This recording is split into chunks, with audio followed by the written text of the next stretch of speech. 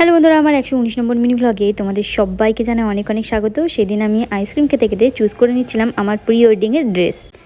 গাউনের ডিজাইনগুলো দেখছিলাম, সেভাবেই আর কি বানাবো বা কিনবো। আর এদিকে চুজ করে নিচ্ছিলাম আমি নেল আর্ট। নেল আর্ট দেখতে ভীষণ ভালো লাগে, তবে আমি কখনো করিনি। আমি এই ফার্স্ট টাইমই করব, আমার বিয়ের ঠিক কিছুদিন আগে আমি করব। তো গুগল থেকে নানা রকমের দেখলাম, আমার একটা ডিজাইন খুব পছন্দ হয়েছে, তো আপাতত সেটাই এখন সিলেক্ট করেছি। তো আশা করছি সেটা আমার হাতে খুব ভালোই লাগবে দেখতে। আর মা পুজো করছিল, তো তখন একটা হাত থেকে এই পদ্ম ফুলটা পড়ে গেছিলো, তো সেটা আমি নিয়ে নিয়েছিলাম। আর পদ্ম ফুল আমার ভীষণই ভালো লাগে। আর এদিকে দেখো কত সুন্দর ওয়েদার ছিল সেদিন। এটাই চাইছিলাম যে একটু যেন স্বস্তি পাই। লাকি জেঠিরও ভীষণ কষ্ট হচ্ছিল গরমের মধ্যে, তো ওরাও একটু শান্তি পেলো আর শান্তিতে ঘুমাচ্ছিল।